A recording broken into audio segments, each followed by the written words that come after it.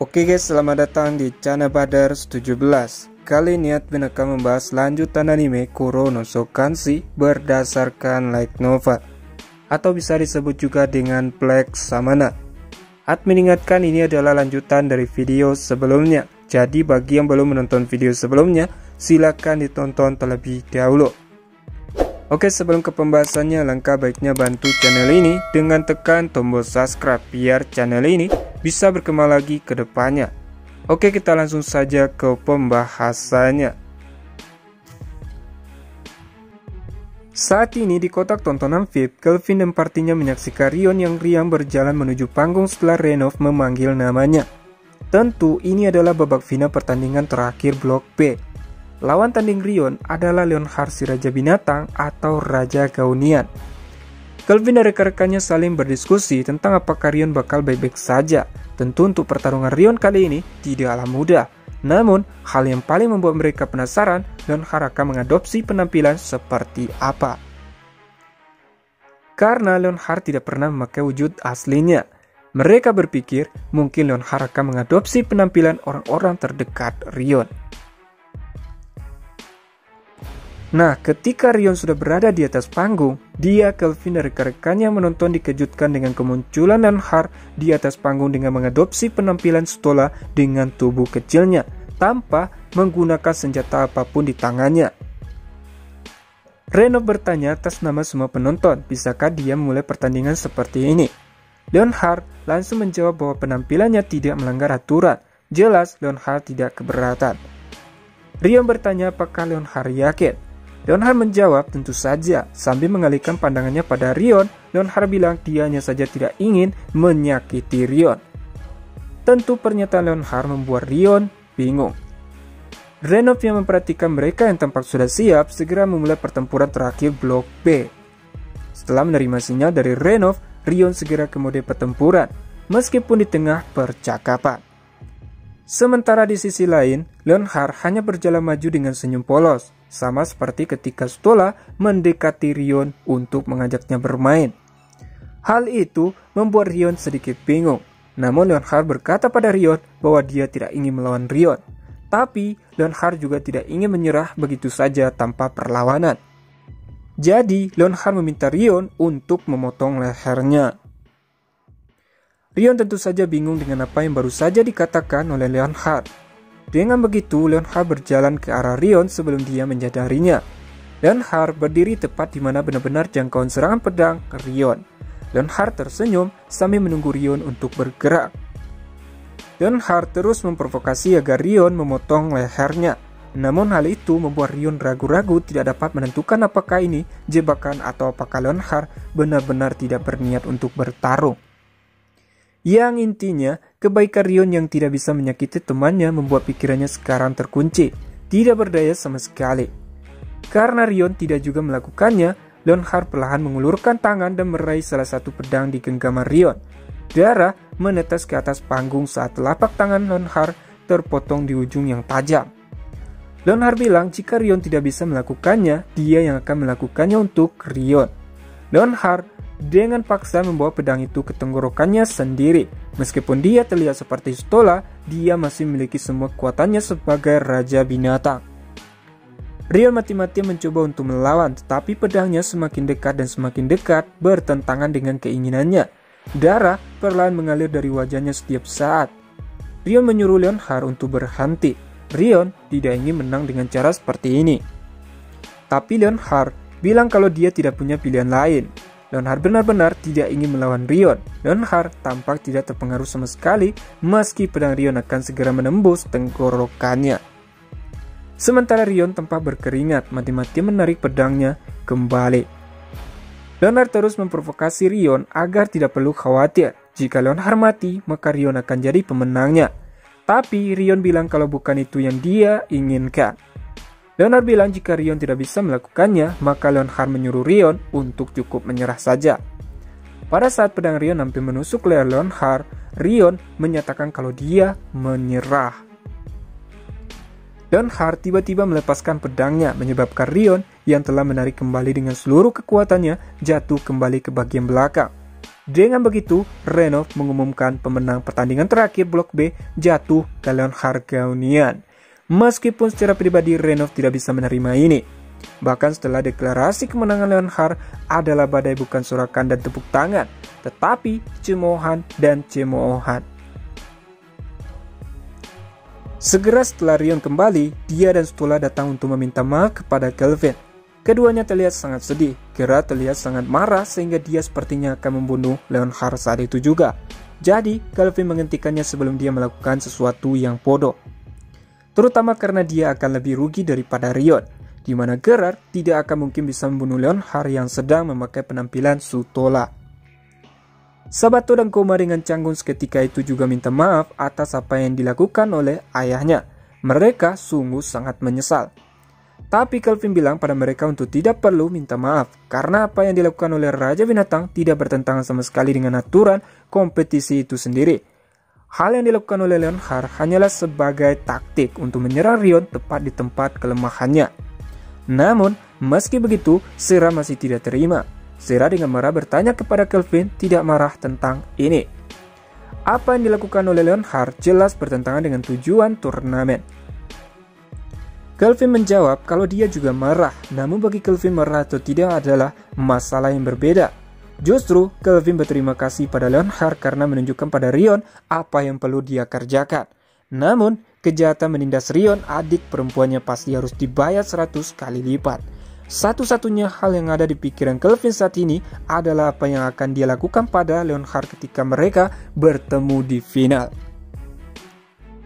Karena Kelvin sudah memutuskan, jadi Sera mengajak Evil untuk ikut dengannya dan membiarkan Kelvin sendiri untuk saat ini. Rion berusaha mendekati Kelvin, tetapi Sera menahannya.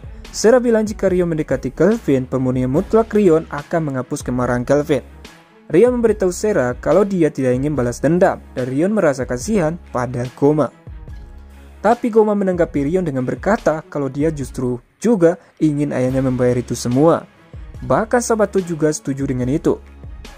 Sambil mengangguk, Sera bilang bahkan ingin menghajarnya sampai babak belur jika Sera bertemu dengannya di atas panggung. Mal kemudian menarik tangan Rion lalu mengajaknya dengan paksa pergi mengunjungi beberapa warung makan. Ruka di sini juga ikut dengannya. Setelah mereka pergi, Stola duduk di samping Kelvin. Kelvin bertanya bukankah Stola akan pergi bersama Rion dan Melvina. Jika dia ikut, Rion mungkin akan senang. Namun Stola bilang dia ingin ikut, tapi Stola juga merasa marah pada Basking karena menggunakan penampilannya untuk menyudutkan Rion dan marah pada dirinya sendiri karena tidak mengetahuinya dari awal. Jadi Stola akan terus menonton pertandingan dengan Kelvin.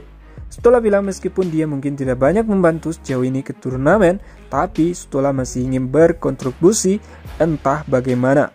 Terlepas dari apa yang dia katakan, bagaimanapun Kelvin tidak menyalahkannya sedikitpun atas apa yang telah terjadi. Kelvin melihat ke Gerard untuk meminta nasihat, dan Gerard mengangguk menyilangkan tangannya. Nah, tibalah saatnya giliran Sera yang akan bertarung di babak pertandingan terakhir Blok C. Lawan Sera adalah Bal yang tidak mereka kenal. Jadi, Kelvin meminta Stola untuk memberitahu sesuatu jika ada yang terlintas dalam pikirannya. Sebagai tanggapan, Stola berterima kasih pada Kelvin dengan sebutan saudara tersayang. Sera yang di belakang mengumumkan pada mereka kalau dia yang akan menang. Dengan begitu, Sera pergi menuju ke atas panggung. Saat ini, Sera dan Bal sudah berdiri di atas panggung. Tiba-tiba, Bal bertanya apa yang membuat Sera terlihat kesal. Bal tegaskan jika Sera tidak ingin bertarung, itu akan menghemat waktu mereka berdua jika Sera mau menyerah. Sera menjawab bahwa di satu sisi rasa kesalnya membuatnya semakin bersemangat. Sera memberitahu kalau dia kesal karena sesuatu baru saja terjadi pada adik kecilnya. Jadi itulah Sera saat ini siap akan bertarung. Bal bilang jika Sera berkata seperti itu, maka pastikan Sera tidak menyesal setelah bertarung. Sera bilang kalau tidak perlu mengingatkannya 2 kali. Sera terlihat sangat senang mendapatkan balasan yang pantas meskipun itu komentar negatif. Tapi di satu sisi, Bal seperti biasa terlihat agak cemberut. Dengan kedua kontestan di atas panggung, Renov mulai membangunkan penonton seperti biasanya. Nah di sini, Bal mendecakkan lidahnya karena mereka masih salah menyebutkan namanya. Sera bertanya dengan heran nama Bal, tapi Bal mengalihkan pandangannya dengan canggung. Para penonton yang sudah tidak sabar melihat pertarungan mereka berdua, Renov kemudian memulai pertempuran antara Bal dan Sera. Seketika Renov mengumumkannya, penghalang yang mengelilingi panggung langsung bergetar karena gelombang kejut yang luar biasa. Lalu yang kedua, lalu yang ketiga, dan bahkan lebih cepat secara berurutan setiap kali salah satu pukulan Sera bertemu dengan salah satu tendangan Bal.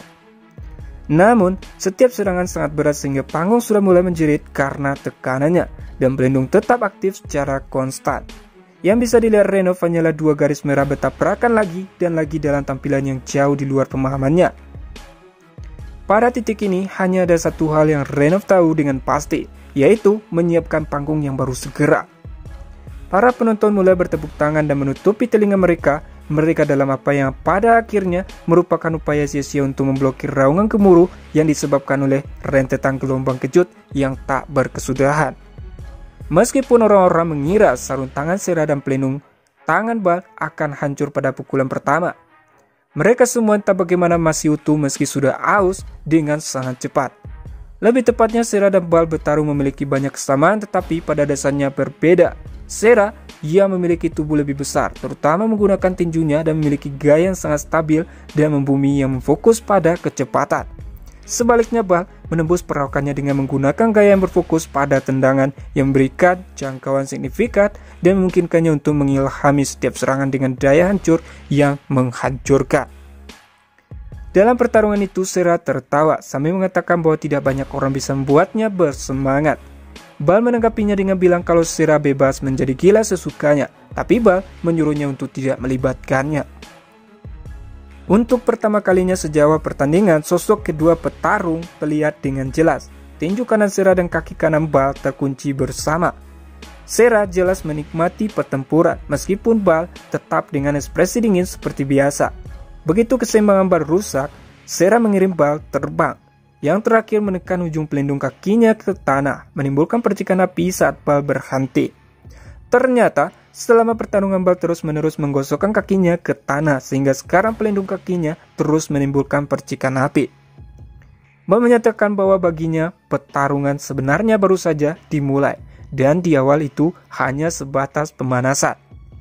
Tapi bagi Sera itulah yang dia inginkan. Bal kemudian menancapkan ujung salah satu grip ke tanah, lalu mengangkat sepotong panggung berbentuk kubus yang lebih besar dari tubuhnya. Lalu Bal menurunkan kakinya ke arah Sera, mengirim proyektil raksasa terbang lebih cepat dari yang bisa diikuti oleh mata. Potongan tangan horizontal Sera membelokkan kubus dan mengirimnya terbang menuju penghalang, hingga lenyap seketika. Namun deteksi bahaya sangat memperingatkannya untuk tetap waspada. Bal mengirim tendangan depan ke arah Sera dengan jari-jari kakinya terentang. Sera secara naluriah melangkah ke samping untuk menghindarinya, sesuatu yang dengan cepat menutup jarak. Segera setelah itu, Sera merasakan sakit yang tajam di pipinya dan darah mengalir keluar dari luka panjang. Karena serangan itu begitu cepat, Sera menganalisa bahwa Bal mengirim serangan terbang seperti Agito milik Gerard. Tapi itu bukan serangan tebasan, tapi serangan penetrasi seperti tusukan tombak. Sera menyekat darah dengan punggung tangannya. Dia telah menebak dengan benar sifat serangan berdasarkan rasa sakit yang dia rasakan. Namun semuanya masih jauh dari selesai hanya karena dia telah menghindarinya sekali. Serangan kedua, ketiga, dan kemudian lebih banyak lagi seperti tombak menyerangnya secara berurutan. Hampir mustahil untuk membaca lintasan mereka karena mereka tidak terlihat. Tetapi Sera berhasil melewati rentetan berkat intuisi saja, hanya menderita goresan kecil. Tentu saja, Bal kurang senang dengan hasilnya. Setelah menyadari betapa tajamnya intuisi Sera, dia menusukkan kakinya ke bagian besar lain dari panggung di dekatnya dan mengangkatnya, mengarahkannya ke arah Sera. Kemudian dia melompat dari kaki yang lain, berputar dengan marah saat terbang di udara. Semakin Bal berputar, semakin keras, kuat, dan menakutkan kubus batu itu berubah menjadi palu raksasa. Namun, tombak itu berhasil Sera hancurkan dengan tinjunya dan hanya menyisakan Bal yang mengarahkan serangan ke bawah dari langit dan Sera melihat ke atas untuk mencegahnya. Tinju Sera yang kuat menghantam paha kiri Bal saat pedang tajam Bal menembus bahu kiri Sera. Sera melancarkan serangan lanjutan, tapi Bal menendangnya dan menghindarinya di udara, lemparkan 2 piercing 4 untuk menutupi red-rednya. Namun ketika dia mendarat, kerutan muncul di wajahnya dan dia melihat paha kirinya menemukan itu diwarnai dengan darah, dan darah yang bukan miliknya, namun itu milik Sarah. Dan secara kebetulan salah satu serangan yang Bal gagal kendalikan dengan baik telah mendarat langsung di perut Sarah. Meski begitu, Sarah tampak baik-baik saja karena Sarah dengan mudah menggunakan skill uniknya, yaitu mengendalikan darah untuk menutup lukanya. Setelah itu lukanya akan sembuh secara alami berkat auto heal, skill yang dia miliki di rank S. Pada saat ini juga, Ba berkata bahwa Sarah tidak pantas dengan kekuatan Blood Dominion itu. Ba bertanya bagaimana menurut Sarah apakah ini sudah selesai.